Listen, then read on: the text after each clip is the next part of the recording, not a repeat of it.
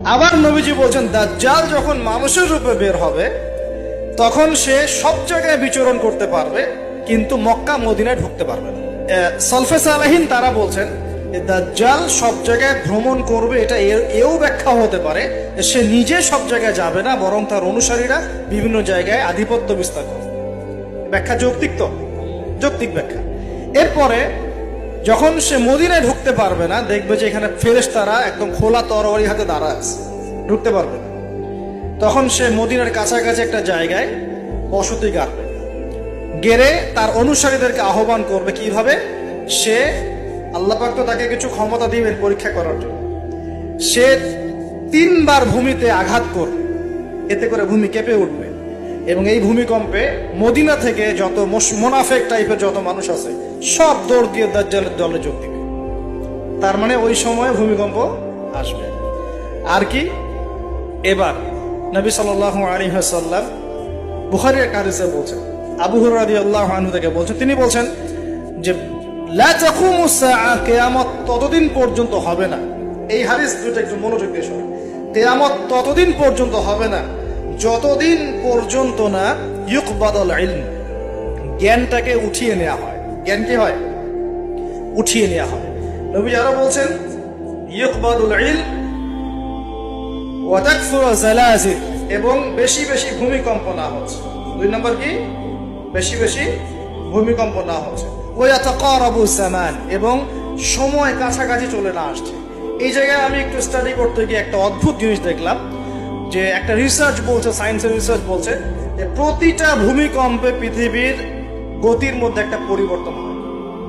প্রতিটা ভূমিকম্পে পৃথিবীর গতির মধ্যে একটু একটু পরিবর্তন হয়, এবং সময় সংক্ষিপ্ত হয়ে আসে। সময় কি হয়? সংক্ষিপ্ত হয়ে আসে। পৃথিবীর ভিতরে আছে, নিচে আছে কিন্তু আগুন। কি আছে? আগুনের স্তর আছে। একদম নিচে একটা ইনার কোর মানে একটা জায়গা আছে, ইনার কোর বলে। এখন সাম্প্রতিক গবেষণা বলছে যে ইনার কোর আগে যেদিকে ঘুরতো এখন তার বিপরীত দিকে ঘোরা শুরু করেছে। আল্লাহু আকবার। তাহলে এখানে মিলে যাচ্ছে না? ভূমিকম্পের সাথে পৃথিবীর ঘূর্ণন সম্পৃক্ত, এবং জামান সময়টাও সম্পৃক্ত। তো নবীজি এটাই বলছেন যে ওয়া তাকসুরু জালাজিল, বেশি বেশি ভূমিকম্প হবে, ওয়া ইয়াতাকারাবা জামান, এবং সময় কাছাকাছি চলে আসবে।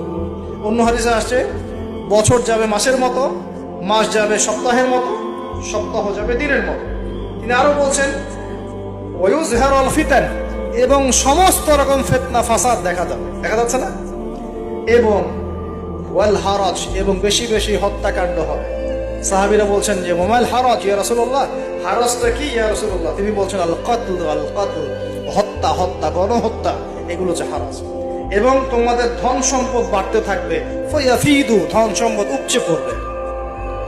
এখানেও পেলাম যে ভূমিকম্প কিয়ামতের অন্যতম কি আলামত। আরেকটা হাদিসে নবীজি বলছেন, আর 2টো হাদিস বাকি আছে আজকের মতো।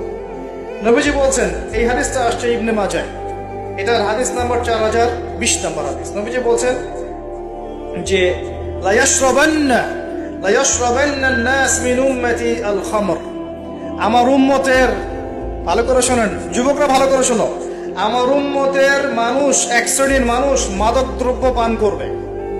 কি পান করবে? নবীজি বলছেন আমার উম্মতের একটা অংশের মানুষ মাদক দ্রব্য পান করবে, ওয়ায়ুসাম্মুনাহা বিগাইরি ইসমিহা, কিন্তু মাদক দ্রব্যের নাম পরিবর্তন করে অন্য নাম দেয়া শুরু করবে। বুঝতে পারলাম? এখন কে বলে মাদক? আমরা বলি এখন হুইস্কি, রাম, আর কি ভাই, ইয়াবা, হ্যাঁ, কত নাম বের হয়েছে। ওয়ায়ুসাম্মুনাহা বিগাইরি ইসমিহা ইউযাফু আন রুউসিহিম বিল মাআজিফ। এটা আরো অ্যামেজিং। নবীজি বলছেন ওই মানুষগুলো যারা মাদকদ্রব্য পান করে নাম ভিন্ন দিবে, তাদের কানের পাশে বাদ্যযন্ত্র বাজবে। এখন কানের পাশে বাদ্যযন্ত্র বাজে কিভাবে? তোমার ব্লুটুথ আর ইয়ারফোন দিয়ে। বুঝতে পারো না? এইভাবে শব্দ আসলো কিভাবে হাদিসের মধ্যে? নবীজি এভাবে শব্দ প্রয়োগ করলেন কেন? যে ওয়ায়ুযাফু আলা রুউসিহিম বিল মাআজিফ, তাদের মাথার পাশে, কানের পাশে বাদ্যযন্ত্র কেমন করে বাজবে? তোমার কানের ভিতরে ঢুকানো আছে বাদ্যযন্ত্র, আছে না? এই যে এটা এই জামানার সাথে সম্পৃক্ত। ওয়াল মুগান্নিয়াত মানে হচ্ছে ওই যে গায়িকা নর্তকী, এবং তারা গায়িকা নর্তকীদেরকে নিয়ে সময় কাটাবে। আল্লাহ পাক তাদেরকে শাস্তি দিবেন কিভাবে? ইয়াখসিফুল্লাহু বিহিমুল আরদ, নাউযুবিল্লাহ। আল্লাহ পাক ওই মানুষগুলোকে সহ জমিনটাকে ধসিয়ে দিবে। কি কি পাপের কারণে? মাদক দ্রব্য খাওয়া এবং তার নাম ভিন্ন করে হালাল করে খাওয়া। আস্তাগফিরুল্লাহ। 2 নম্বর হচ্ছে বাদ্যযন্ত্র, কি কানের পাশে বাদ্যযন্ত্র প্লে করা, আর মুগান্নিয়াত মানে হচ্ছে নর্তকী গায়িকাদেরকে নাচানো। আল্লাহ পাক একটা শাস্তি দিবেন, ওদেরকে সহ ভূমি ধসিয়ে দিবেন। আরেকটা শাস্তি আছে, ওয়াজআলুল্লাহু মিনহুমুল কিরাদাতা ওয়াল খানাজির। আল্লাহ রাব্বুল আলামিন ওই মানুষগুলোকে বানর আর শুয়োর বানিয়ে দিবে। এগুলো কি মিথ্যা না সত্য?